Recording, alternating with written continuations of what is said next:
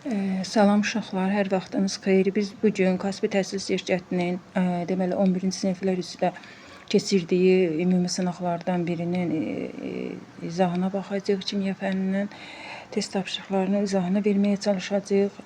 Deməli bunun birinci qruplarında, dördüncü qrupların izlənməsində faydası vardır.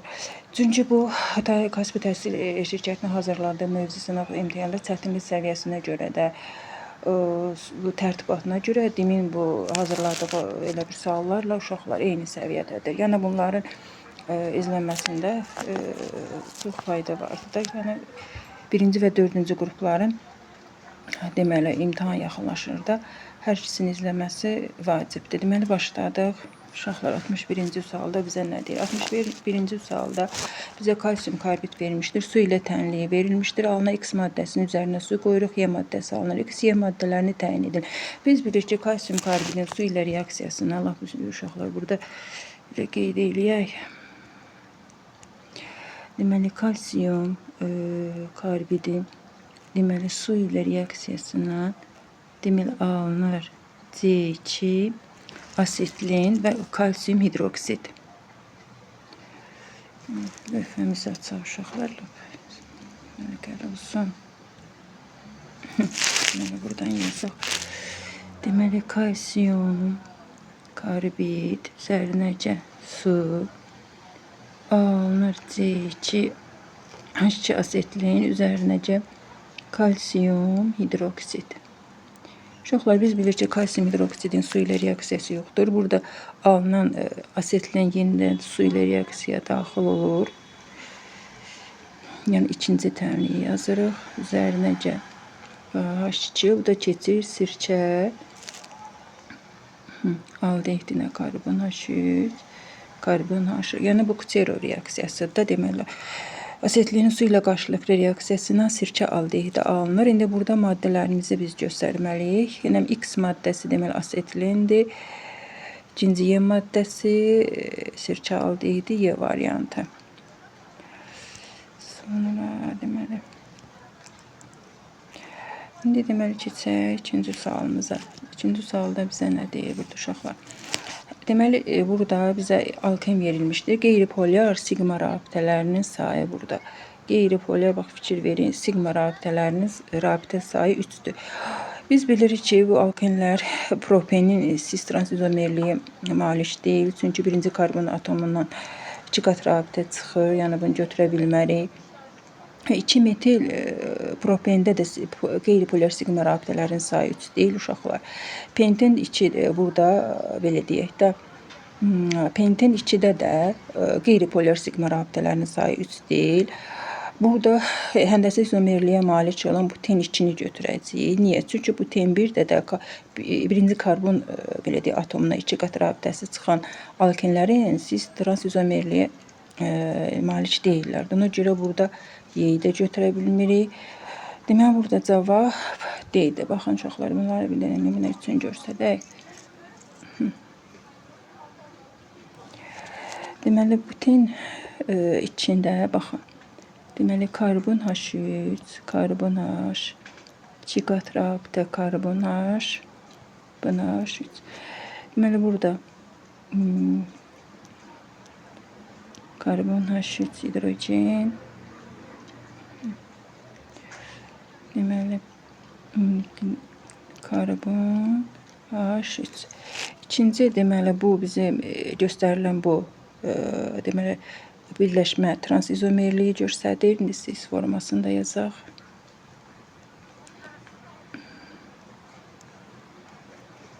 Deməli hidrogenlər karbon H3, karbon H3. Baxın, birinci birləşmə deməli həndəsi izomerliyi transformasıdır. Bu da cis forması. Yəni bu belə deyək də 2 qat rabitəni karbon 2, karbon atomu 2 yaradır. Ondan müstəvin üzərindən elə bir düz xətt çəkəndə əgər radikallar eyni radikallar müstəvinin bir tərəfində eyni radikallar görürsə buna cis forma deyirik. Əgər müstəvinin deməli bir tərəfində müxtəlif radikallar görürüksə, uşaqlar biz buna transizomerlik yaradır, həmin birləşmə deyirik. Sonra digər məsələn o birləşmələri də yazanda özdə baxın, burada qeyri-polyar siqma rabitə sayı 3 dənədir. Bax fikrin burada saysaq, əgər belə deyək də siqma rabitənin sayının 3 olduğunu burada görərik. Yəni baxın birləşmədə baxın burada. Baxın bir dənə siqmamız 1 2 3. Bax karbon atomları arasında yaranan. Yəni bu axırıncı bu pi rabitədir. Yəni onu biz belə qeydə almırıq. Digər birləşmələri çəkib göstərməyə gərək yoxdur. Yəni onlarda cis-trans izomerlik göstərən var, 2 metil propendə ola bilər. Amma orada qeyri-polyar siqma rabitələrin sayı sadəcə 3 olmur. Bir də məsələn bu ten 1-i yazsaq uşaqlar baxın. Karbon H2, karbon H2, karbon H3. Alkanlarda belə bir qayda var ki, iki qat rabitəsi birinci və axırıncı karbon atomundan olarsa, iki qat rabitə birinci və axırıncı karbon atomundan çıxarsa, belə birləşmələr heç vaxt həndəsi izomerliyə malik deyirlər də. Yəni bunların nə cis forması, nə trans forması olur. Məsələn, bunu elə propendə yazmışkən göstərək. Məsələn, karbon deməli karbon H2, karbon H, karbon H3. Yəni bu birləşmənin də cis transı yoxdur. Çünki iki qat rabitə burada baxın hər ikisində birinci karbon atomundan çıxır. Yəni belə birləşmələrin cis trans izomerliyə malik olması qeyri-mümkündür. Sonra keçdik deməli 63-cü suala.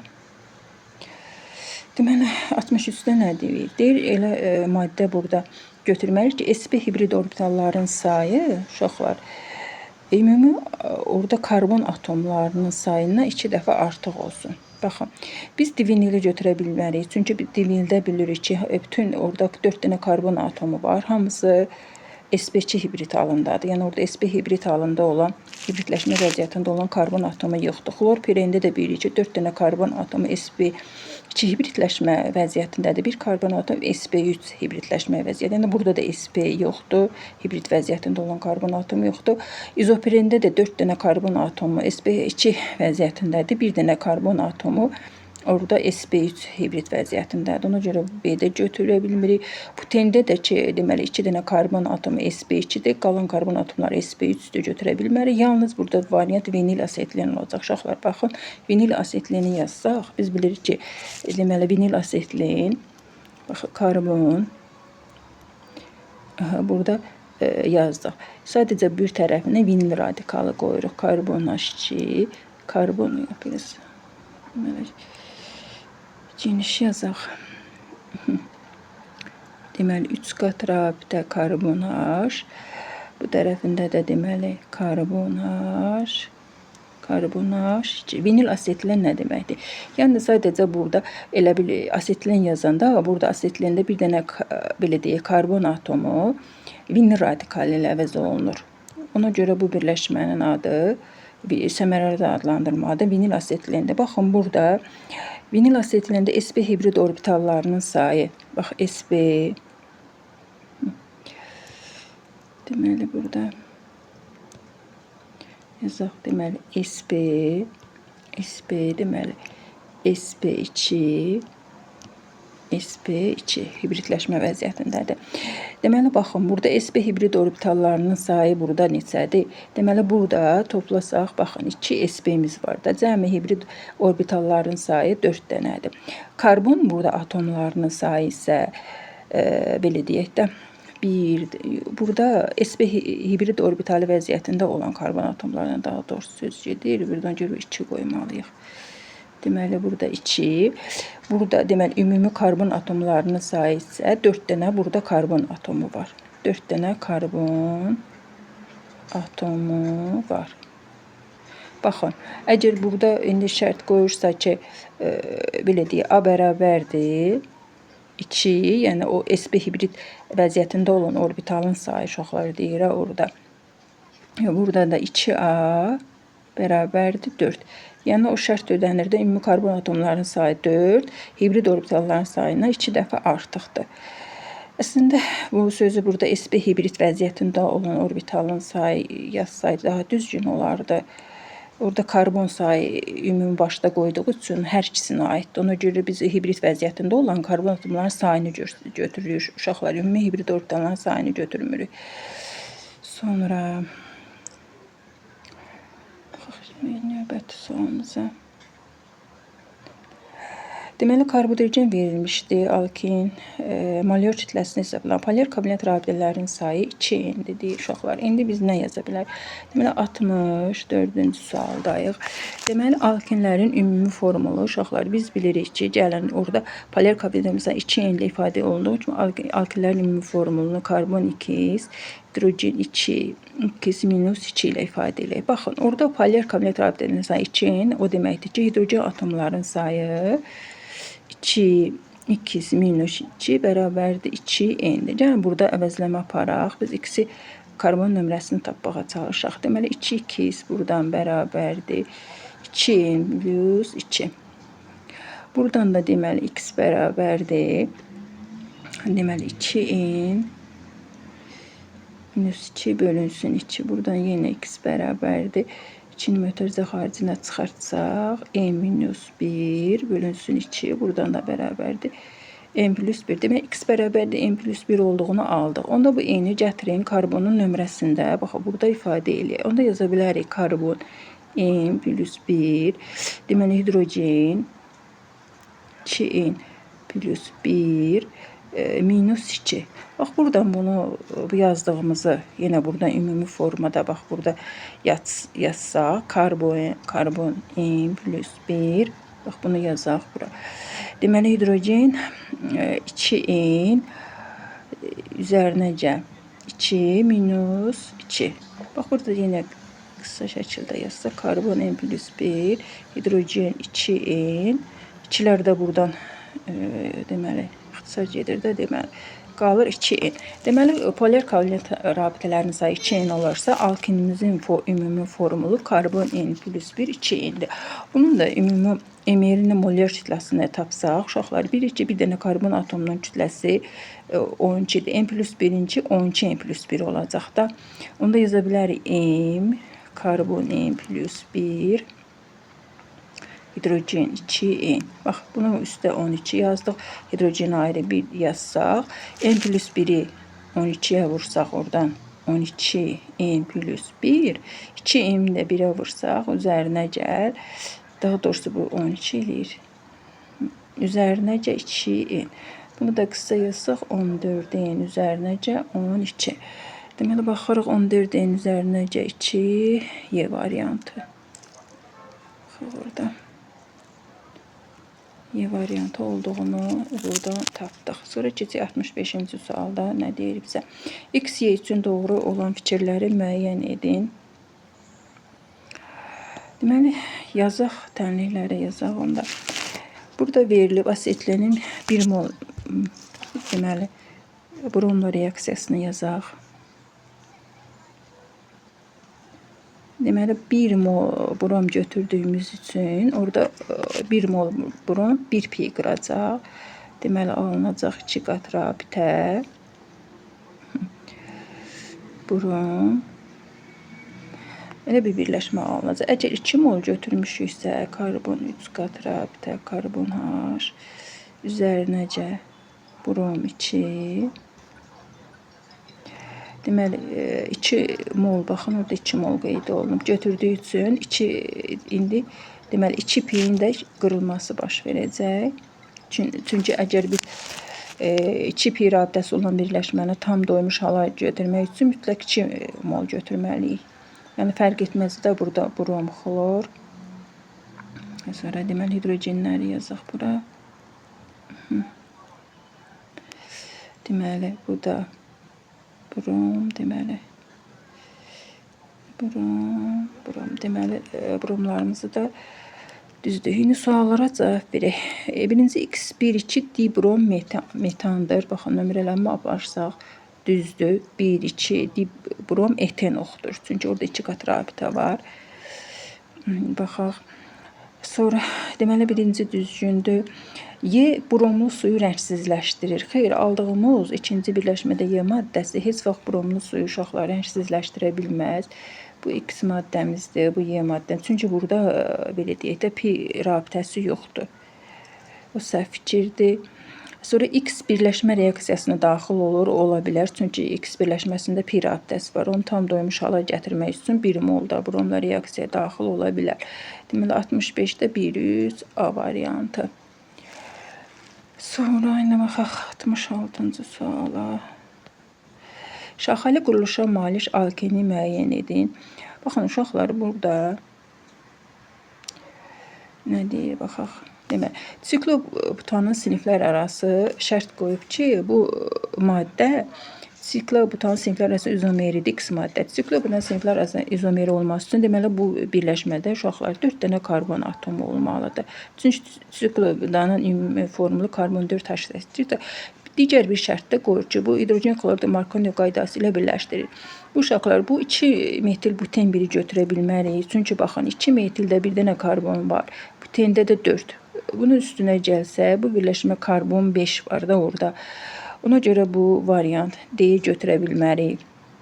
Sonra biz bilirik ki, Markov qaydası ilə hidrogen xlordu heç vaxt belə deyək də buten 1 Markov qaydasını ilə özünə birləşdirə bilər, amma buten 2 o qaydaya tabe deyil də. Çünki 2 qat rabitə ikinci karbon atomundan sonra başlayır.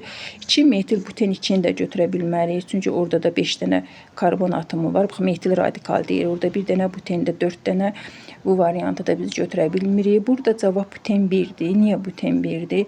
Çünki bunu siklobutan siniflər arası izomeri, baxın uşaqlar, burada yazsaq.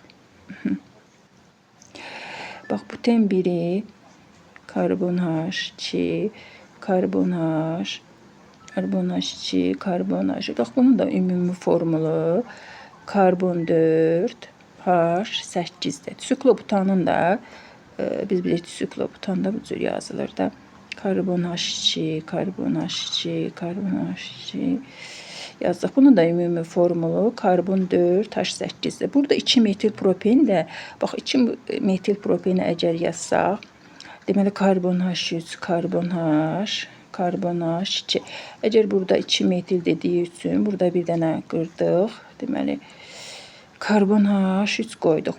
Bunun da ümumi formulu karbon 4 H8-dir. Bunu niyə gedib belə deyək də cavab kimi qeyd edilir? Çünki 2 metil propen deməli buten 1-in sinif daxili izomeridir də. Ona görə biz onu bax bir də deyirik. Orada buten 1-in sinif daxili izomeridir. Sadəcə orada şaxə qırılıb. Onu belə deyək də izomeridir. Heç vaxt siklobutan izomeri kimi götürə bilmirik. Orada karbonlar, hidrogen sayıları üst-üstə düşməsi sizi yanıltmasında. Yəni burada B-yi də götürə bilmirik. Deməli cavab burada A variantıdır. Buten 1-dir. Deməli A, baxın burada qeyd etdim. Bir də deyirəm 2 metil buten 2-də də 5 karbon atomu var. 2 metil buten 1-də də 5 karbon atomu var. Burada belə deyək də buten 2 də bu şərti karbon 4 H8-dir, amma Markov qaydası ilə hidrogen xlordu birləşdirmir. Ona görə orada belə deyək də o cədvəldə verilən şərti ödəyən ancaq A variantında buten 1-dir. Sonra deməli 67-ci suala baxaq. Deməli uşaqlar bizə propilen verilmişdi. 67-yə baxırıq. Propilen biz bilirik ki, deməli alkenlərin ikinci nümayəndəsində propen, propilen fərqi yoxdur. Yəni bu ad sizi yanıltmasın. Yəni elə eyni maddədir propenlə propilen.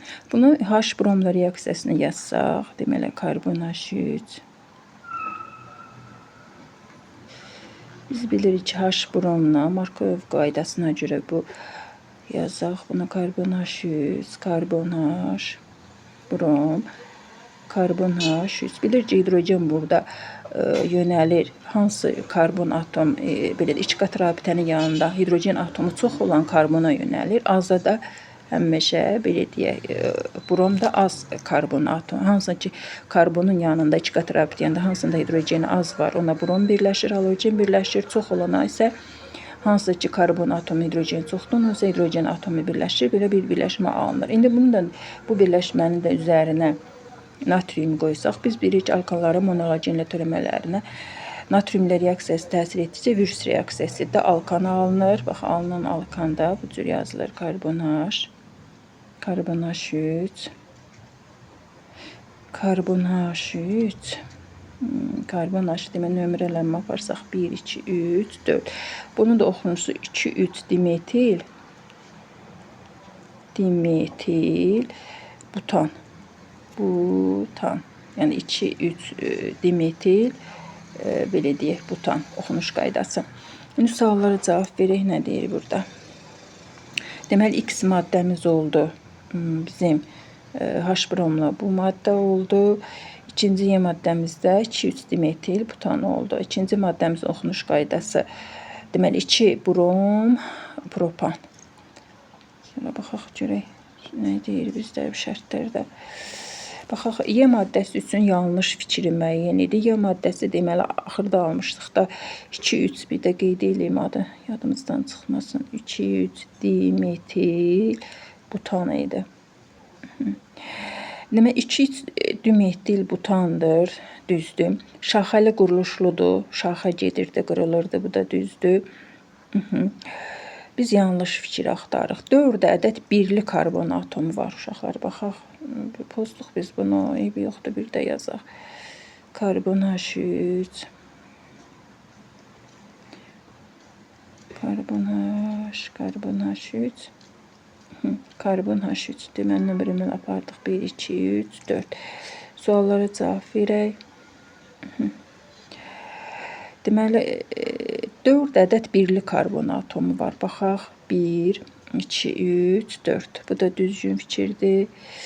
Üçlü karbon atomları, ümumi karbon atomlarının 3də birini. Üçlü karbon atomu 2 dənədir uşaqlar. Bunun 2 dənə üçlüsü var. 2 üçlü karbon, belə deyək, karbon atomu var. Bu da deyir, bütün karbon atomları 3də birini. 6 dənə də karbon atomu var da. Demək, 6-nın 3də biri 2 edir. Yəni, 6 vuraq 3də 1 bərabərdir 2 edir də. Yəni, bax, burada 2 üçlü karbon. Hə, bu da düz fikirdir. Sonra nə deyir? Dimetil, etil, nə yazıb? Dimetil, etil, metandır. Uşaqlar, dimetil, etil, etan. Baxın, bu cür yazılır.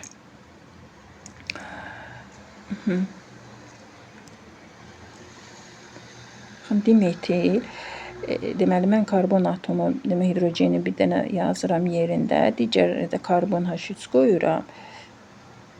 Digər radikala da karbon H2, karbon H3 qoyuram. İndi uşaqlar, baxın, bu birləşmə ilə, bu birləşmənin, belə deyək də, nömrələnmə aparsaq 1, 2, 3, 4. Bu 2 metil butandır. Baxın, nömrələnmə apardıq, burada radikalı görürük. Ən uzun zənciri, baxın, yuxarı belə deyək də, aşağı doğru getdik. Yuxarıdan aşağı doğru nömrələnmə apardıq. 2 metil butandır. Bir yazdığımız birləşmə, uşaqlar, adı 2-3 dimetil butan. Yəni, ona görə, bax, bu cavab yanlış fikir yedi burada. Sonra...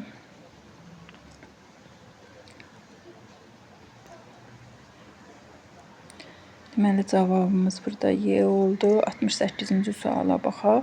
Karbon 2H4 üzərinəcə su. Biz bilirik ki, alkenlərin üzərinə uşaqlar su qoyanda H şəklində yazar.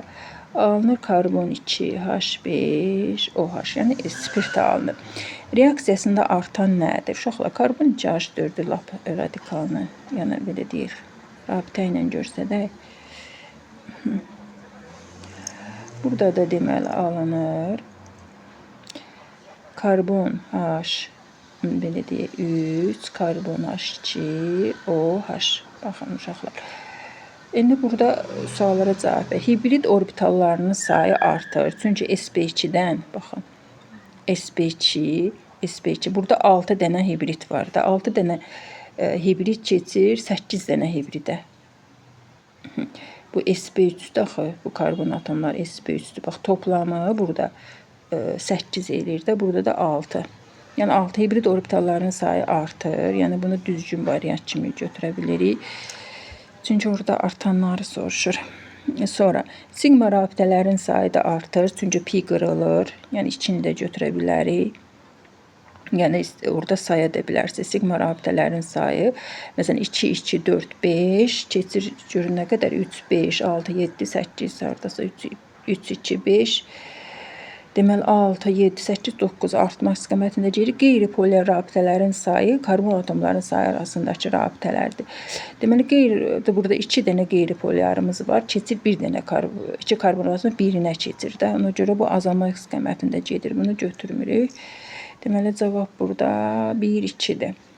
Deməli hibrid orbitalların sayı artdı, sigma rabitələrin sayı da artdı, qeyri-polyarlar orada azaldı. Ona görə 1, 2 C variantı 68-ci sualda C variantı. Sonra baxaq nədir? 69'da bizə butin 1 verib, sinif daxili izomerini soruşur, siniflər arası izomerini soruşur. Biz indi onu bu növbəti testdə dedik. Butin 1-in siniflər arası izomeri disiklobutan idi. Deməli biz də disiklobutan variantını axtaracağıq. Sinif daxili izomeri də vəziyyət izomerliyi də butin 2-ni. Bu butin demir uşaqları, üzr istəyirəm, butindən söhbət keçir. Burada alkindən söhbət keçir. Butin 1-in də, deməli mən burada butin 1-in ümumi formulunu uşaqlar baxın yazsaq. Karbon 4, H6-da bu divinildir. Bunu divinili axtaracağım. Deməli onda C variantı olur da. Bu vəziyyət izomerliyi yazsaq, butin 1, butin 2 yaranır, onun sinif daxili izomerliyi. Siniflər arası izomeri isə biz bilirik alkinlərin siniflər arası izomeri alkadenlərdir. Ona görə divinili orada götürürük cavab. Butin 2-dir. Baxın bunu yazsaq, vəziyyət izomerliyini də yazaq. Deməli məsələn butin 1 bu cür yazılır. Karbon deməli belə deyək, üst qat rabitə karbon, karbon H2, karbon H3. Bu deməli nömrələnmə aparsaq 1, 2, 3, 4. Bu butin 1-dir.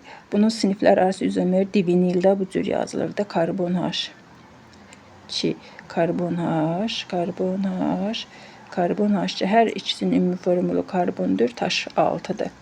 Bax bunun karbon 4, H6-dır. Butin 1-in sinif daxili izomerini yazsaq, sadəcə orada üst qat rabitənin yerini dəyişirik də uşaqlar. Onda yazırıq karbon H3. Deməli üst qat rabitə karbon H3. Baxın burada da deməli 1, 2, 3, 4 butin 2-dir. Karbonların da ümumi sayı baxın karbon 4, H6-dır. Yəni bu yazdığımız bu, bir də deyirəm, sinif daxili izomeridir butin 1-in, butin 2-dir. Bax bu yazdığımız butin 2-dir. Deməli bu divinil idi. Divinil. Bu da butin 1. Sonra nə deyir 70-ci sualda? Deyir 73-cü sualda belə bir deməli şərt verir. Demək bəs maddə götürülmüşdür. Yanma istiliyi ilə yanma məhsulunun əmələ gəlmə istilikləri Q-dür. Hamısı yəni bir-birinə bərabər. Yəni bunların yanma istiliyini yazaq uşaqlar. Bax bir yazsaq, lap yazaq. Litium üstəcə O2 keçir, litium 2O. Deməli 2 də üçün 4. Sonra natrium üzərinəcə O2 keçir, natrium 2O2-yə. Burada 2 düşdü.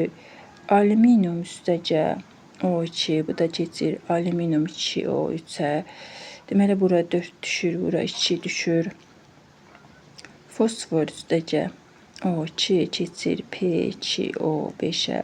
Bura 2 düşür, bura 4 düşür. Bu biz yanandan oksigenləri düzəltmirik da, video çox uzun alınır. Biz yanan maddə ilə əmələ gələn maddənin əmsalına baxdığımız üçün ancaq onları qeyd edirik.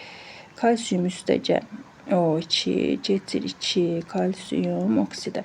Baxın, axırıncı tənlikdə əmələ gələn maddə ilə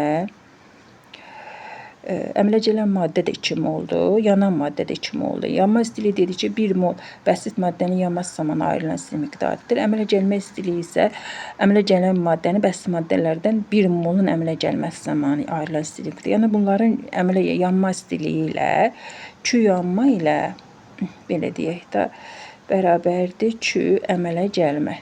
Yəni bu dediyimiz bu cədvəldəki şərti C variantı ödür. Yəni kalsiumu yanma tənlik edir. Digər variantlarda baxın, uşaqlar, fosfor 4 mol götürülüb, yanma istiliyi bunu çevirsək,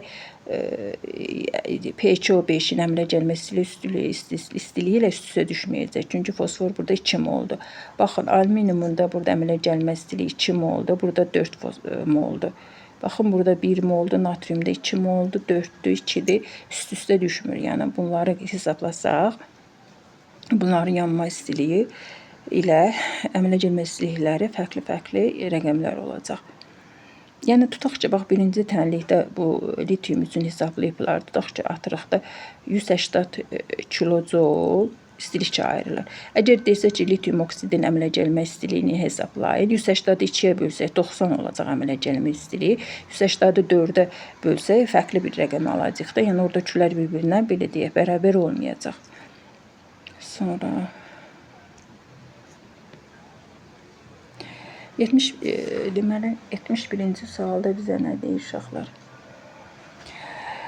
71-ci sualda karbon və silisium atomları normal hal üçün ortaq fikirləri müəyyən edin. Valent elektronlarına söhbət gedirsə, deməli uşaqlar, biz bunu gəlin paylamalıyıq da bu təbəqələr üzrə dolma ardıcılar.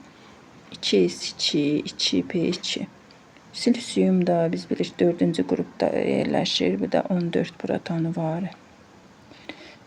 2 deməli S2, 2p6, 3s2, 3p2.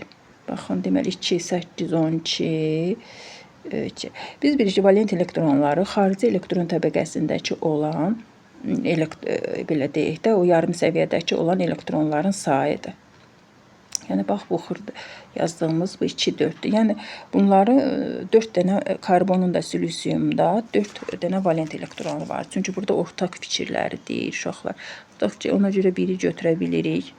Sonra cütləşməmiş elektronların sayıdır. Baxın, burada dolduranda, bax, burada P-də, belə deyək də, karbonun da 2 tək elektronu var. Silisiumda 2 tək elektron var. Orada S, belə deyək, S yarım səviyyəsi dolubdur. Belə deyək, tamdır. Yəni, tək elektronu orada yoxdur. Bu, yəni, burada 2-ni də düzgün variant götürə bilir. P elektronlarının sayı üstə düşməyəcək. Çünki silisiumun və elektronlarının sayı, baxın, göründüyü kimi burada P orbitallarındakı P elektronların sayı karbon elektronların sayından çoxdur. Energetik təbəqələrin sayı da silisiumda bir energetik təbəqə artıqdır. 3p yarım səviyyəsi yarandı da. Ona görə də silisiumda artıq energetik təbəqələrin sayı karbonu üstələyir. Yəni, çoxdur onda. Məsələn, karbonda 2 yarım səviyyə var da, 1s yarım səviyyəsi, 2s2, 2p yarım səviyyəsi. Amma baxın, silisiumda 3 dənə yarım səviyyə var. Yəni, buna görə bunları götürə bilmirik. Cavab 1, 2-dir, A variantıdır. Keçdik 72-ci sualda. 72-ci sualda bizə nə deyir? Karbon 2H2 verilmişdir. Karbon N2N+ verilmişdir. 1 mol maddələrin yanması zamanı hər ikisinin yanmasına alınan suyun kütləsi 90 qramdır. Uşaqlar, onda C2, deməli, asetlenin yanma tənliyini yazaq. Üstünə CO2, keçir CO2, üstəcə su. Baxın, burada oksigen üstü gəlin elə bura 1,5 ataq. Çünki qalan əmsallar bərabərdir də elə bilirəm. 3, 2, 1,5-i vurdum 3-ə. İndi baxın, asetlenin 1 molunun yanması zamanı burada 18 qram su alınıb. Əgər 1 molunu 18 qram, burada da cəmi cədvəldə verib 90 qram. 90-dan 18 çıxsam, burada 90 çıx 18. Bu da eləyir 72 qram su. Bunu da mola çevirsəm, deməli, 72-ni də 18-ə böləndə düşür 4 mol su. İndi deməli, bu 4 mol su da burada, belə deyək, benzolun homoloqunun yanmasından alınıb. Deməli, bunun da yanma tənliyini yazsaq, 2N-6 üzərinə CO2 keçir N-3H2O alınır. Uşaqlar, burada deyir ki, baxın, fikir verin, belə deyək də, 4 mol su. Onda yaza bilərik ki, N-3 bərabərdir 4. Buradan da N bərabərdir 7 mol. Deməli bu benzolun yanması zamanı 7 mol su ayrılmışdır. İndi deməli bu karbonun da nömrəsi buradan bir də alınır ki, bu 7 mol su alındığı üçün bu karbonun nömrəsidir də, deməli burada 7. Bunun ümumi formulu karbon 7, 7 üçün 14, onda H8 imiş. Bu da karbon 6H5 toluoldu. Deməli karbon 6H5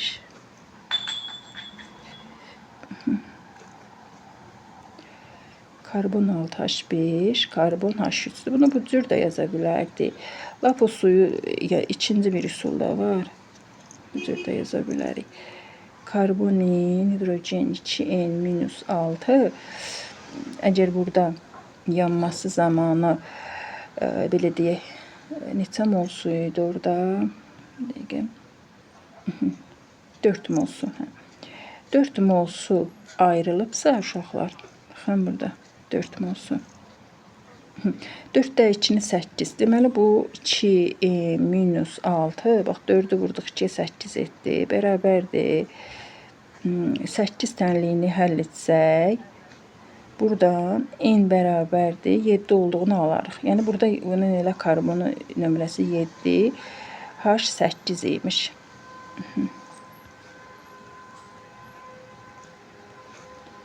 Bunun 7, H8 imiş. Yəni bu cürdə tapmaq olardı. Ümumi yanma tənliyin üzərindən də tapmaq olar. Suallara cavab verək, görək nə istəyir bizdə.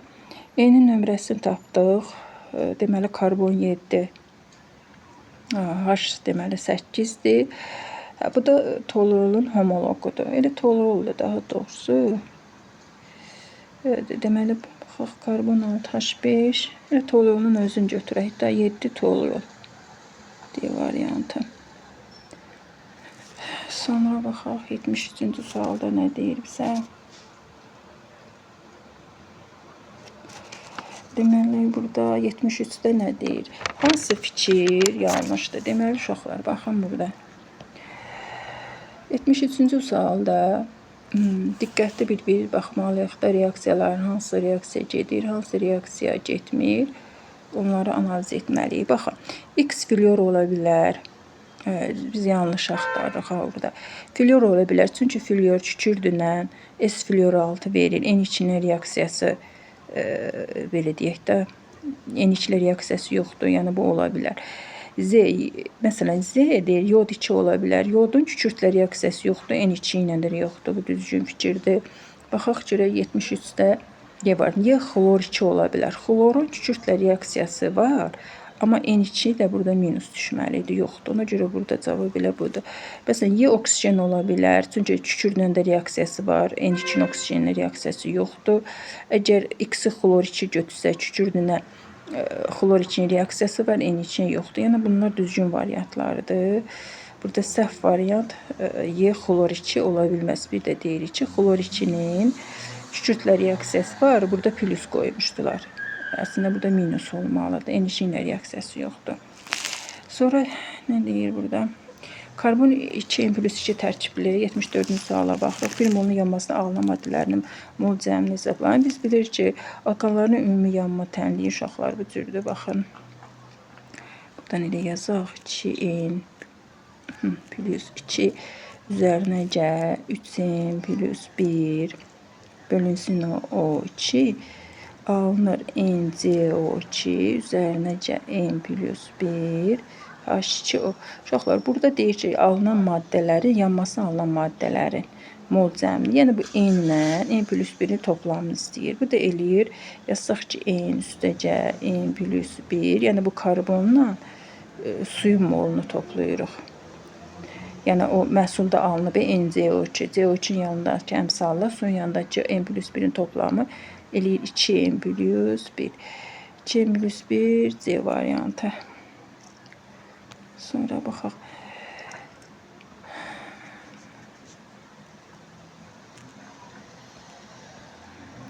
Deməli 2N plus 1. Yarım qrup üzrə 2075-ci sual var. Yarım qrup üzrə nüvə yükü artdıqca elementlərin Atom radiusları deməli qruplar üzrə yuxarıdan aşağı getsə atom radiusu artır, metallıq artır, qeyri-metallıq zəiflir, reduksiyacılığı artır. Yəni burada 2 səhvdir. Yəni yuxarıdan aşağı getdikcə yarım qrup üzrə nüvə yükü artdıqda atom radiusu artır. Qeyri-metallıq zəiflik, reduksiyacılığı da artır. Burada azalır qoyub. Ona görə yalnız burada bir gedib variantını götürürük. Hansı reaksiya getmir? 76-cı sualda. Gümüş üstəcə argentin nitrat bizlərə orada duru halda veribsə argentin 13 üzərinəcə NO üstəcə su, yəni bu reaksiya gedir. Qatı sulfat turşusu ilə mis SO4 üzərinəcə SO2 üzərinəcə su reaksiya gedir. Sink amfoteri daşıdığı üçün bilirik ki, qələvi məhlul reaksiyasına alınır. Kalium sinkat, sink O2 üzərinəcə deməli oradan hidrogen sıxışdırır, çıxardır. Mis argentimə görə biraz aktivdir də, onu sıxışdırıb çıxarda bilər. Alınır mis nitrat. Deməli üzərinə gəl argentium. Amma gümüş pasiv metal üstünə özünə oksidi, heç birinin su ilə reaksiyası yoxdur. Yəni belə bir reaksiyası yanlışdır, getmir. Cavabına görə burada Y variantıdır. Deməli Y. Sonra baxaq. Demək 77-ci sualda yazıb amonyak, kalium H su ilə reaksiya daxil olan maddəni müəyyən edin. Mis oksidin baxırıq NH3 ilə reaksiyası var. Kalium H-ın əsas oksiddir də, eyni təbiətli reaksiyası yoxdur. Mis oksidin su ilə yoxdur. Diqqətlə analiz etsək burada NH3-ün oksigenlə var, kalium H-ın oksigenlə yoxdur.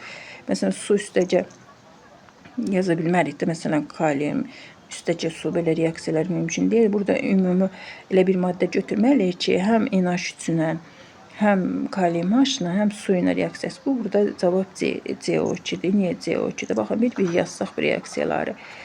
NH3 üzərinə gəl CO2. Bu karbamidin alınma tənliyidir uşaqlar. NH2 CO üstəcə su. Sonra gedir kalium H, kalium OH üzərinə gəl CO2. Birin birə nisbəti olduğu alınır kalium hidrokarbonat. Sonra qaldı hansı su? CO2 də biz bilirik ki, su ilə turşu oksidi olduğu üçün H2 karbono 3 alınır. Yəni bu hər üç reaksiya gedir. Ona görə cavab burada Y-dir. Sonra bax görək nə suallar qaldı. X maddəsini müəyyən edin. Biz indi yazmışıq da karbamid bildik ki, NH2 deməli 2CO-dur tərkibi. Baxırıq ki, burada 1 molda atomların sayı 2, 3, 6, 7, 8 dənə burada belə deyək də atom var. Yəni karbamiddə baxın, orada NH2 2 dənədir. 2, 3, 6 vurdum. Deməli 6, 7, 8 dənə.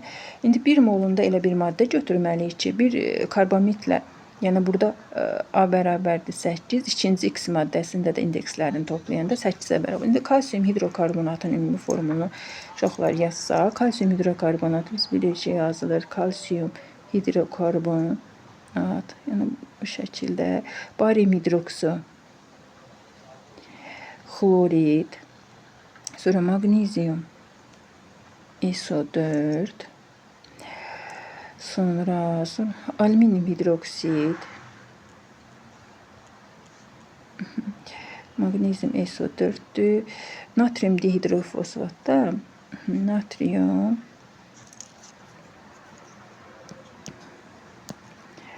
deməli alın natrium dihidro dediyi üçün natrium 2 HPO4. İndi bunda bu birləşmələrin hamısında atomların sayı 8 olan, baxaq, elə natrium dihidrofosfat çıxacaq 4 üstəcə 1, burada da 1, 4, 5, 7, 8, ona görə Y götürürük. Alüminyum hidroksiddə baxın, 3, 3, 6, 7 dənə olur da, 7 olur burada, atomların sayı burada belə deyək 7-dir. Magnezium SO4-də 4, 6-dır. İndekslərini toplayırıq. Barium OH-da 1, 2, 3, 4-dür. Kalsium hidrokarbonatda deməli burada 2 olduğu üçün 3, 4, 5, 10, 11 dənə. İkinci səhv etmədik. 11 dənə. Yəni burada uyğun atomların karbamidlə, karbamidin 1 mollu atomların sayı ilə eynilik təşkil edən Natrium dihidroortofosfatdır, turş duzdur. Sonra baxaq 79-da nə deyir? X maddəsi duru nitrat turşusu ilə turşu verir, NO alınır burada. X hansı qeyri-metal ola bilər? Əgər silisium, burada fosfordur. Çünki fosforun belə deyək də, nitrat turşusunun durusu ilə burada H3PO4 alınır. H3PO4 alınır.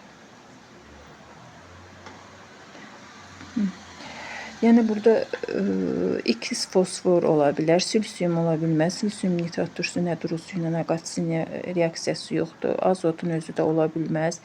Flyor da ola bilməz. Yalnız fosfor. Ona görə burada 1-i götürürük. Hansı maddənin məhlulunda SO2 qazı keçirdi, məhlulun elektrik keçirdiyi azalır. Uşaqlar, biz bilirik kalium üzərinə gəlsək CO2, bunun alınacaq kalium hidrokarbonat. Burada da üzərinə CO2 gəlsəm, natrium hidroksidin alınacaq natrium hidrokarbonat.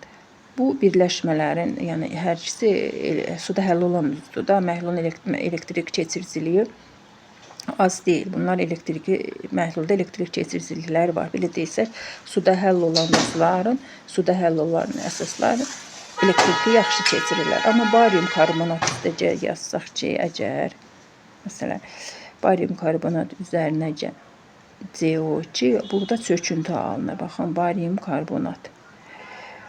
Barium karbonat da suda həll olmayan duzda elektrik cəryanını yaxşı keçirmir. Elektrik keçiriciliyi çox azdır. Ona görə burada yalnız 3-ü götürürük. Yəni orada alınan kalium hidrokarbonat, bir də deyirəm natrium hidrokarbonat, kalium yaxşı həll olan duzlar suda elektrik keçiriciliyi yüksək olur da, amma çöküntülərin elektrik keçiriciliyi ya olmur, ya da aşağı olur, zəif olur. Sonra burada 81-ci sualda nə deyir? Toluğun homoloqunu müəyyən edin. Uşaqlar, biz yazmışdıq da bunu bayaq karbon 6H5, karbon H3-dür. Yəni bunu şəkil vasitəsilə də bax belə göstərsək, biz bilirik ki, toluq bu cür yazılır. Karbon H3. Təpə nöqtələrində karbon H, karbon H. Yəni bu cür qeyd olunur. Toluğun homoloqunu müəyyən edin. Stirol vinil benzoldur. Heç vaxt benzolun homoloqu sayılmır. Niyə sayılmır? Çünki onların stirolun ümumi formulu karbonin 2N-6-ya uyğun getmir. Ona görə heç vaxt stirol, vinil, benzol aromatik birləşmə olsa da, belə deyək, benzolun homoloqu sayılmır. Vinil asetilində həm 3 qat var, həm 2 qat var. Bayaq onu yazmışdıq da. Vinil asetilində biz bildik ki, yazılır karbon H, karbon 3 qat rabitə, karbon H. Yəni bunun heç əlaqəsi yoxdur. Yəni aromatik birləşmə sayılmır da. Metil siklohexanda belə deyək, sikloalkanlardır. Sikloalkanlarda aromatik birləşmələrin belə deyək də nə əlaqəsi. Sonra yəni bunu da götürə bilmirik. Sonra fenolda karbon 6H5OH-dır, ümumi formula yəni tabe deyil. Amma paroksiksilol elə bu toluğun homoloqudur. Yəni təpə nöqtələrində 2 dənə karbon H3 olur. Yəni bax burada da karbon H3 yazılır. Bunu götürə bilirik. Sonra cavab yəni 81-də deyildir. Hansı reaksiyadan alınan alken həndəsi izomerliyə malikdir? Uşaqlar, gəlin bu birləşməni ilə yazaq. Lövhəmizi açaq. Deməli 82-ci sualda deməli nə deyir burada bizə? Baxaq. Deməli bu bir atomlu spirtlər verilmişdir. Sulfat turşusu ilə qatı sulfat turşusu iştirakı ilə qızdırdıqda biz bilirik ki, bunlar özlərinə su ayrı keçir alkenə. Yəni birinci reaksiyada baxın 82-dir. Karbon H3, karbon H,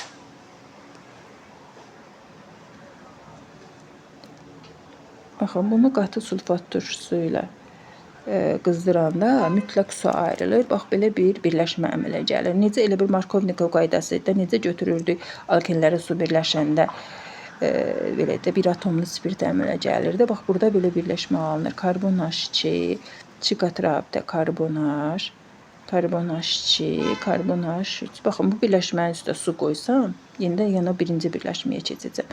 Yəni alınan birləşmə alkenin birinci maddə də budur. Deməli bu da buten 1-dir. Bax nömrələmə aparsaq 1, 2, 3. Buten 1-dir. İkinci reaksiyada yenə buradan baxın. Bunu bu cür də yaza bilərik. Karbon H3, karbon H2, karbon H2. Neçə dənə karbondur? OH. Yenə bu qatı sulfat turşusunun iştirakı ilə yenə burada 1 mol su ayrılır. Burada da 1 mol su ayrılır. Deməli buradan da baxın. Bu OH buradan hidrogen birini götürəcək. Neçə dənə düz yazdı? Karbonları 1, 2, 3, 4. Yox, birini az yazmışıq axı.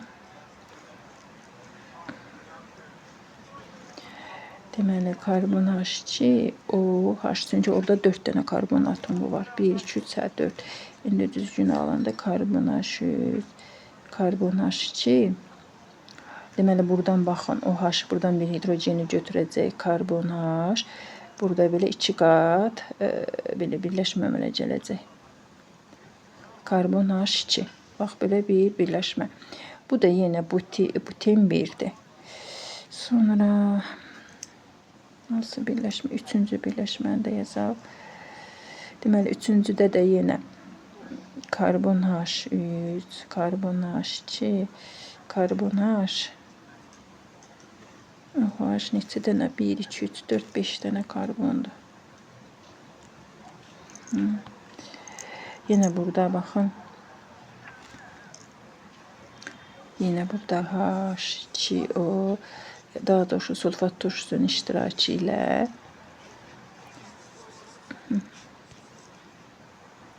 deməli 1 mol su ayrılır. Baxın orada belə birləşmə əmələ gəlir. Alınan birləşmə buten 2-dir.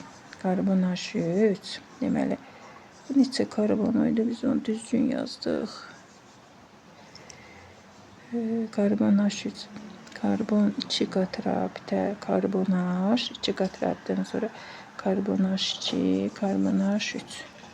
Bax, belə bir birləşmə, bir də karbonları sayaq. 1, 2, 3, 4, 5, səhv eləmədik. 1, 2, 3, yox, səhv etmədik.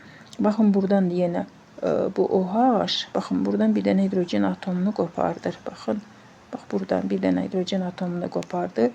Burada 2 qat rabitə əmələ gəlir. Sərgəsiz oldu. Yəni burada belə deyək də OH bax göstəririk ki, hansı qanatda hidrogen atomunu qopardı. Belə birləşmə nömrələmə aparsaq 1, 2, 3, 4, 5. Bu da belə penten 2 olur adı.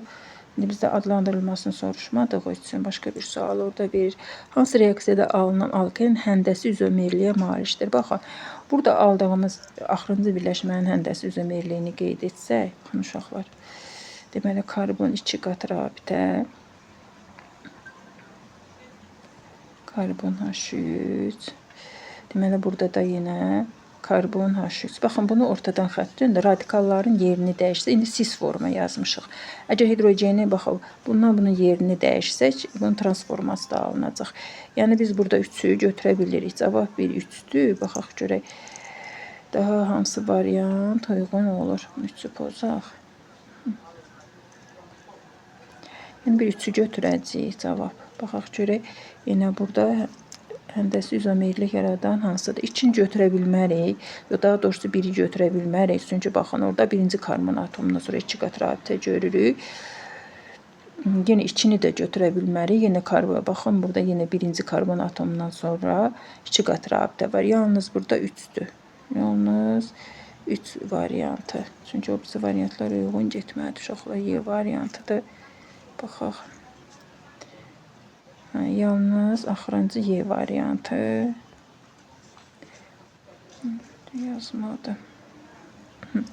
Yalnız 3 Y variantıda uyğun cavab. Sonra baxaq, suallarımız qaldı. Açıq tipli testə keçək.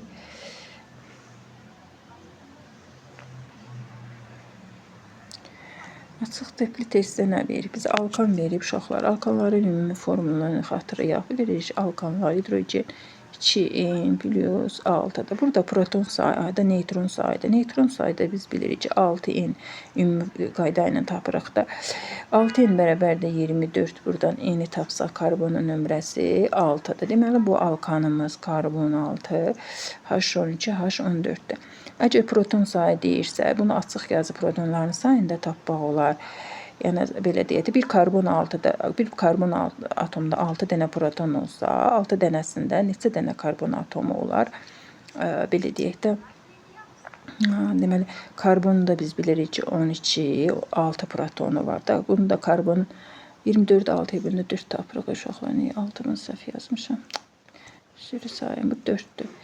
Deməli onda burada karbonun nömrəsi karbon 4, 4'də üçün H8'i. Bir karbon atomunda əgər 6 dənə orada proton varsa, 4'ündə 24 olacaq. 4 vurulsun 6, 24. Üzərinə hər hidrogende bir dənə protonu var da uşaqlar. Biz bilirik ki, bir dənə də proton var, neytron da 0'dır. Üzərinə 10. Bu da elə 4 də 6, 24. 10 da gəlsəm 34. Yəni cavab 34'dür. Yaxud da ki 8n plus 2 bizim ümumi düsturumuz var da. Yine burada 8 vurulsun 4. Karbon atomların sayına vururuq. 8'e üstünə 2 gəlsə 34. Yəni fərq etmir hansını yazırsınız. Sizə rahat da elə də yazın. Sonra baxaq. Suallar qaldı 84. Demək 84-cü sualda nə deyir? Bizə karbon 6H6 üzərinə gəlib deməli. 3-cü sualda 84. Karbon 6 benzoldur da üzərinə gəlib. Deməli etilen biz karbon 2H4 yazaq. Deməli alınır. Burada etil benzol. Baxın belə bir birləşmə alınır. Karbon 2H4'ü qısa yazdıq ki orada yer tutmasın. Deməli alınır. Karbon H3. Bu birləşmədə baxın uşaqlar, orada deyir ki, yəni aldığımız maddə bu X birləşməsidir. Bax bu X-dir. Bu da özünə hidrogen belə deyək də dehidrogenləşir, keçir uşaqlar. Bax dehidrogenləşir. Yəni bax belə bir birləşməyə keçir. Səliqəsiz oldu.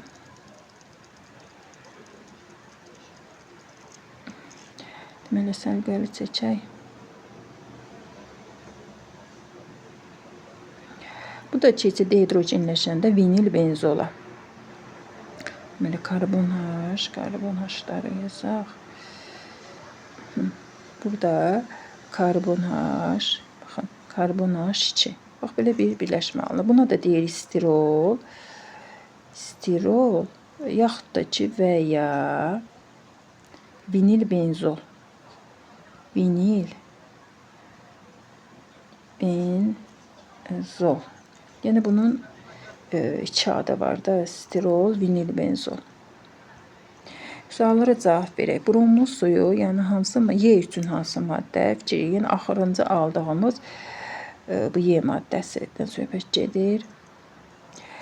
Bromlu suyu rəngsizləşdirir. Biz bilirik ki, vinil benzol, stirol benzoldan fərqli olaraq bromlu suyu rəngsizləşdirir. Bax bu reaksiya. Çünki o vinil benzol, stirol benzolun ümumi formuluna tabe olmadığı üçün homologu sayılmır. Yəni bromlu suyu rəngsizləşdirir. Bu düzdür. Sonra benzolun homologudur. Xeyr. Bütün karbon atomları sp2 hibrid halındadır. Düzdür. Bax hamısı bunların sp2'dir.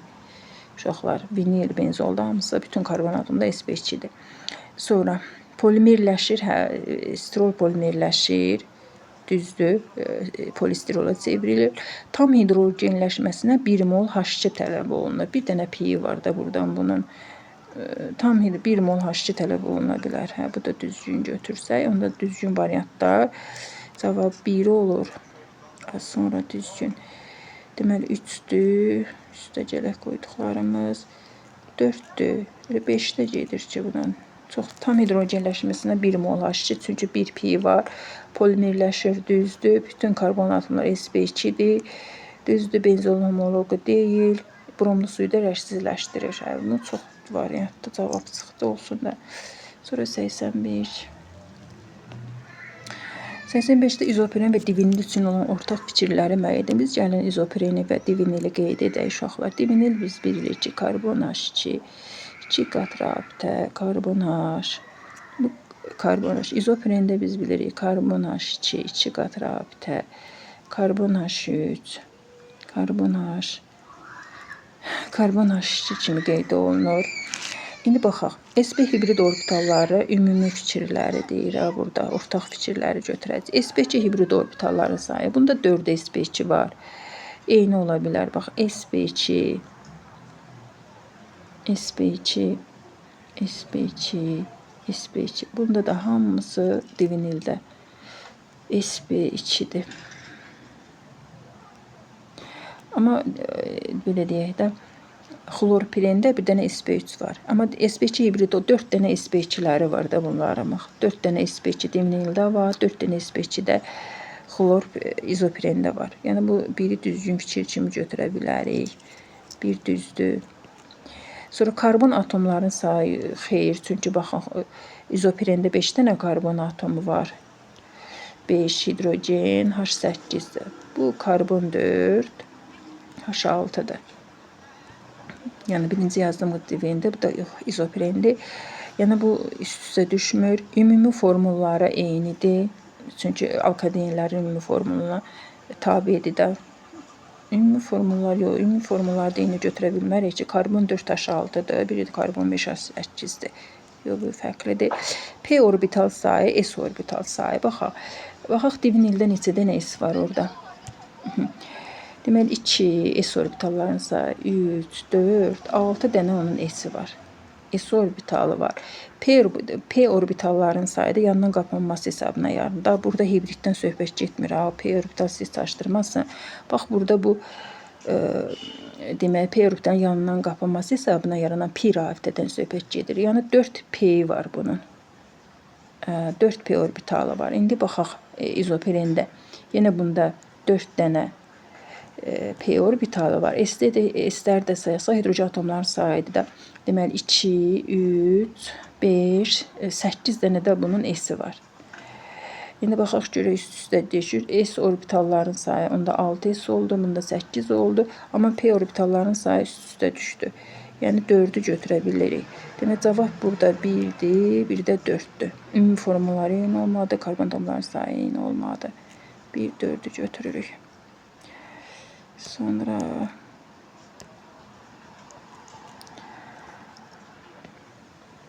Səksən altıncı suala baxaq.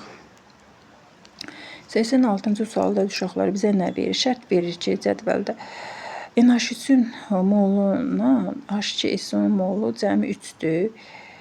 Bu reaksiyalardan alınan bəsit maddələrin mol miqdarını hesablayın. Demək, NH3-ün tam yanmasına alınan suyun mol miqdarı ilə H2SO-nun tam yanması alınan suyun mol miqdarı A + B bərabər 3 olarsa 4 mol su ayrılır. Deməli, hər ikisinin yanma tənliyini yazaq. Deməli, yola çıxacaq bir şey alınacaq. 4 mol H3. Deməli, üzərinə gəldi. O2 alınır N2. Üzərinə gəl. Deməli, bunu çox yazmışıq da bilirik ki, burada 6 mol sudur. Deməli, oksigenin neçə ataq? N2, bura 2 ataq. Oksigenin deməli 6-dırsa, bura 3 ataq. H2-sin də yanma tənliyini yazsaq. Biz bilirik ki, burada alınır SO2. Bir də alınır su. Deməli, H2-də bu 3'üdür. Bu hamısı məncə 2 idi. Bu da 2-dir. İndi nə istəyir burada? 1 mol üçün biz burada alınan bəsit maddənin mol miqdarını istəyir. A + B bərabərdir 3'dür. Şərti qeyd edək. Yəni molların bərabərdir 3'dür. Gəlin biz burada bunların 1 molunun tam yanmasından alınan suyun miqdarını da baxaq. 4 moldan burada 6 mol su alınıb. Bax 4 moldan NH 1 moldan nə qədər alınır? 1,5.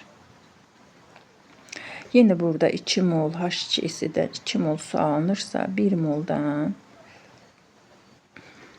1 mol su alınır. Əgər biz burada da bunlara A qiyməti versək, belə deyək də, əgər burada A qiyməti versəm, onda 1,5 A alınacaq. Burada da məsələn B versəm, yenə burada bemol, ona uyğun su alınacaq da. Yəni istədiyimiz bir məhsul orada biz əmsal kimi verdik. İndi də nə yaza bilərik? Bir də bizə şərt verir ki, A ilə B-in toplamı 3-dür. Onda belə bir sistem təhlil yazaq da. Yazaq ki, 1,5 A.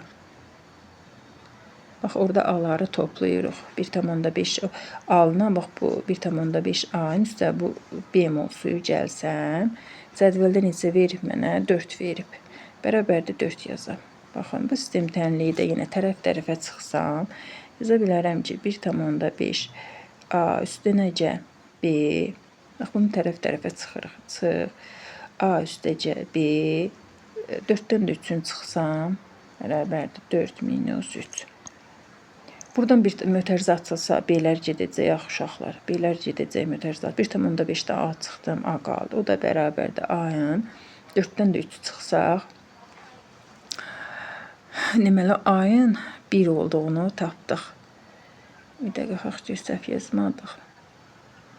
A-nın 1 olduğunu tapdıq. Onda buradan da A 1-dirsə əgər 1-i gətirib yerinə qoysaq, A üstəcə B bərabərdir 3, 1 üstəcə B bərabərdir 3, buradan da B bərabərdir, belə deyək də, 3-dən 1 çıxdım 2. B-nin də 2 olduğunu tapdım, A-nın da 1 olduğunu tapdıq. İndi nə istəyir burada? A, B cəmidə şərt ödəyir də 3 verir. Yaxşı, orada nə şərt verir ki, reaksiyasının alınan bəsit maddənin mol miqdarını hesablayın. Onda baxın. Bəsit maddə burada uşaqlar, bizə bu N2-dir də, baxın. Qalan ikinci reaksiyada bəsit maddə alınır. Onda onun üçün belə bir tənasüb quracam ki, 4 NH3-dən 4 NH3-dən əgər 2 N2 idi, baxaq, 2 N2 idi. 2 mol N2 alınırsa, onda 1 mol N2, bax 1 mol N2-nin alınması üçün nə qədər mən 2 NH3 götürməliyim ki, deməli, oradan 2 NH3 alınsın. Yaxşı, indi buradan sualımız alırsa, alınan bəsit maddənin mol miqdarını hesablayın. 2 mol NH3-ün 1 moldur da, onda cavab alınan bəsit maddənin A üstəcə B-si olarsa, hadi 1-dir, onda cavab 1-dir. Əgər 2 qiymət verirəmsə, orada cavab 1 alınacaq. Biraz fərqlidir bu məsələ. 87-yə baxaq. 87 aromatik karbohidrogenlər verilmişdir. İkisiyə benzol halqasında birləşən radikal metil olarsa, içində izopropil, yəni X maddəm burada mənim. Y maddəmi yazam. Eyler Venn diaqramı eləcək. Əgər benzol halqasında birləşən metil onda bu tolu oldu da. Bax, bu cür bunu yazsaq. Bu tolu oldu. Tolu o. Bunu da izopropil deməli yazsaq buna da.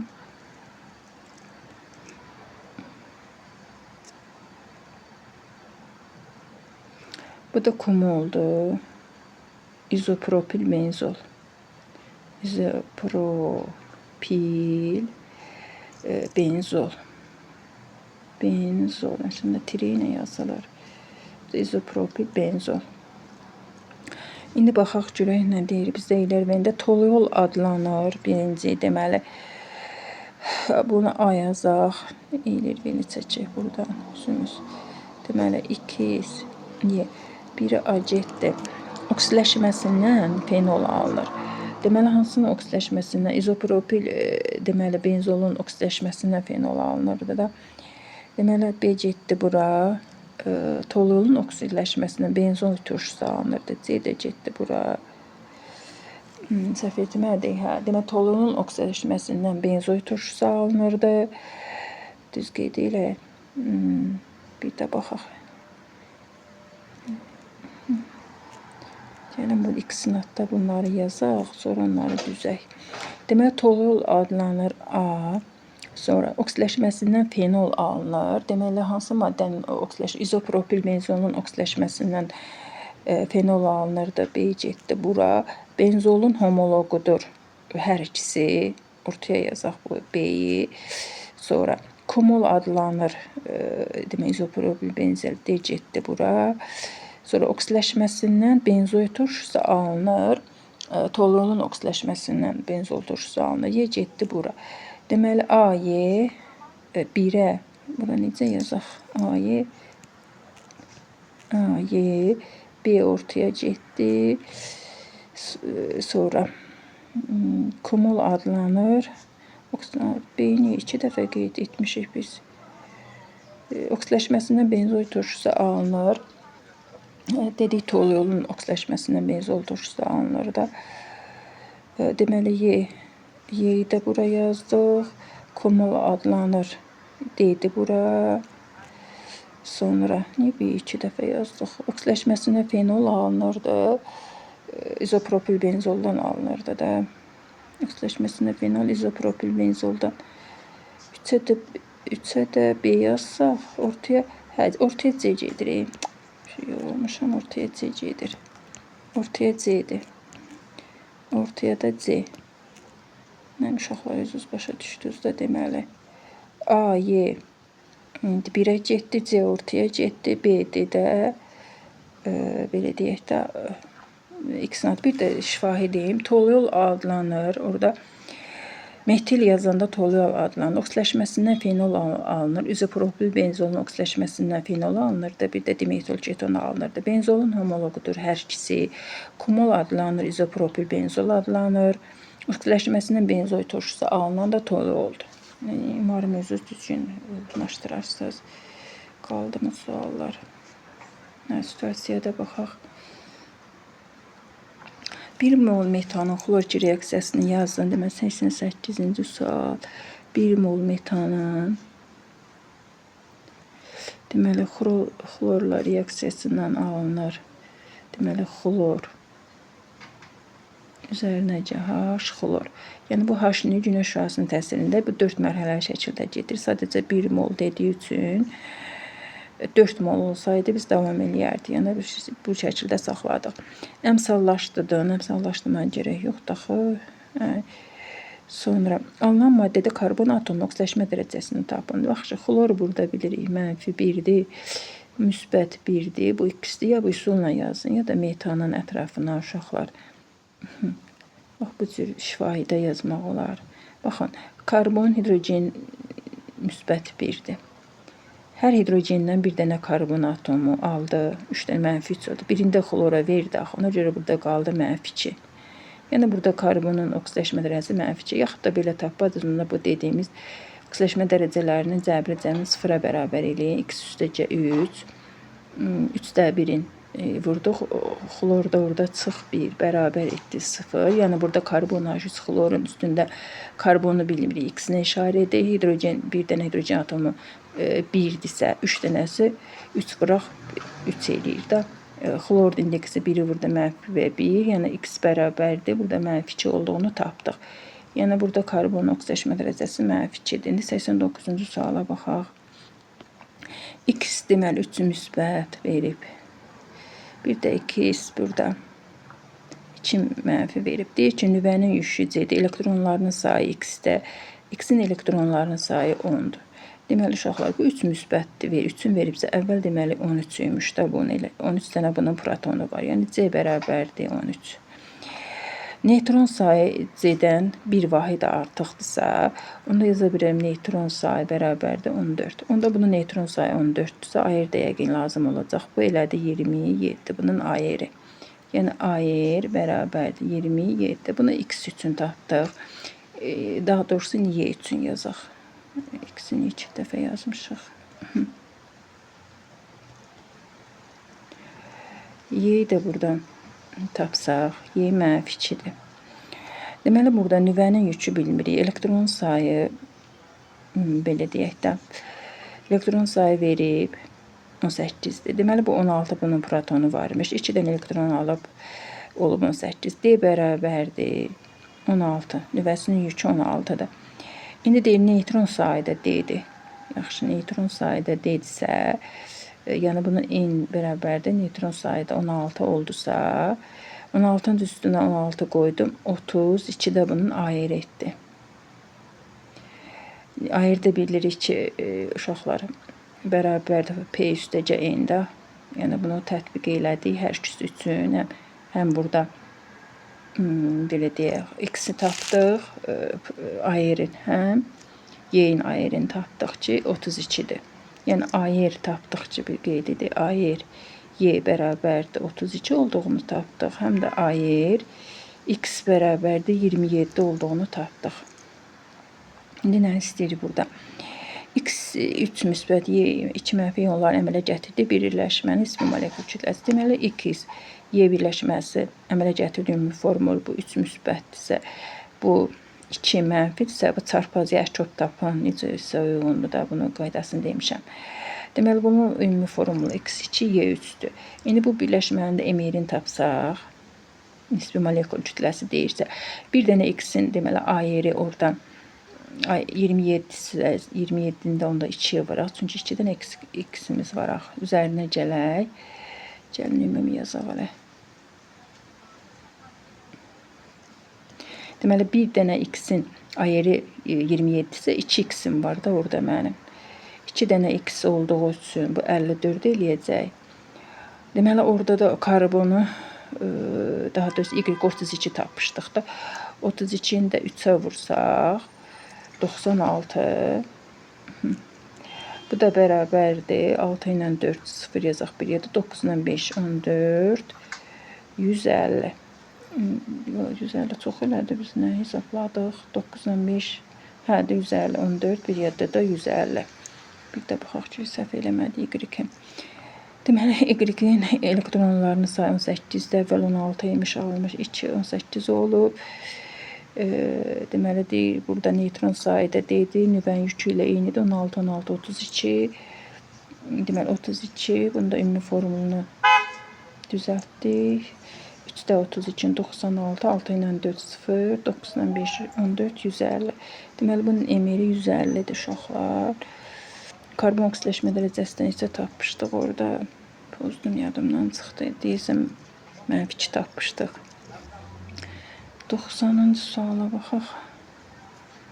0,5 moluna yanmasının 3 mol ki, sərf olunan alken molekulunda hibrid orbital sayını müəyyən edir. Demək, alkenlərin yanma tənliyini qeyd edək, uşaqlar. Alkenlərin yanma tənliyi biz bilirik ki, deməli, karbonin, hidrogen 2, N üzərinə gəl. Deməli, 3, N bölünsün 2, O2, deməli, sərf olunur. N, CO2 üzərinə gəl, N molekula su. İndi burada oksigenden söhbət getdiyi üçün, deməli, bunun 0,5 moluna əgər 3 mol sərf olunursa, onda 1 moluna da buradan x molda, deməli, x də tapsaq, x bərabərdir, deməli, 2 dəfə artıbsa 6 mol. Onda buradan 3n plus 3n bölünsün 2-dən istifadə edək. N nömrəsini tapaq. Yəni, bu alkanın 1 molunun yanmasına 6 mol oksigen sərf olunub.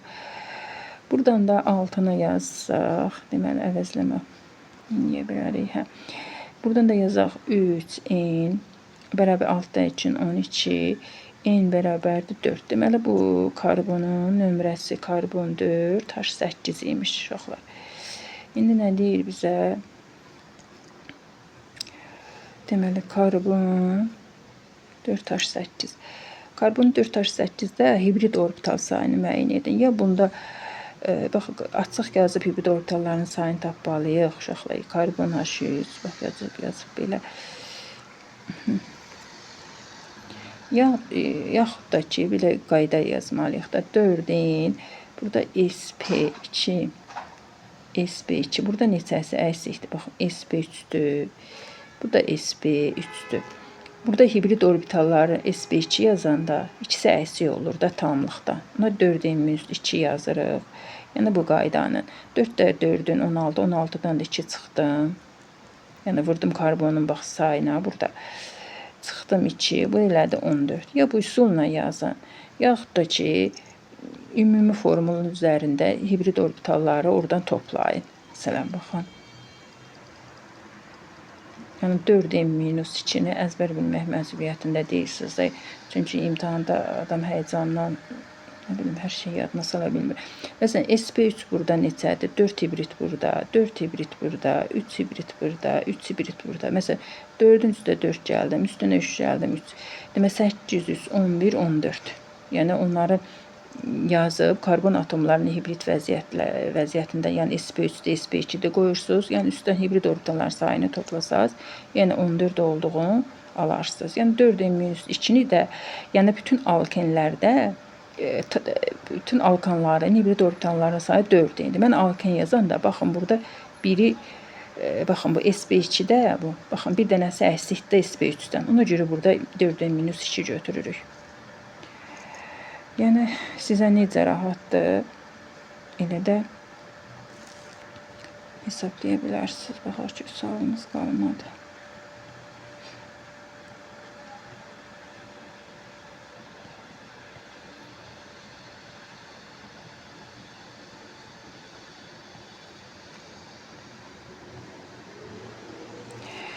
Çox sağ olun uşaqlar, diqqətiniz üçün. Əgər izahımı bəyəndinizsə kanalıma abunə olmağı, paylaşmağı, bəyənməyi də unutmayın. Növbəti sınaqda görüşərik inşallah. Sağ olun.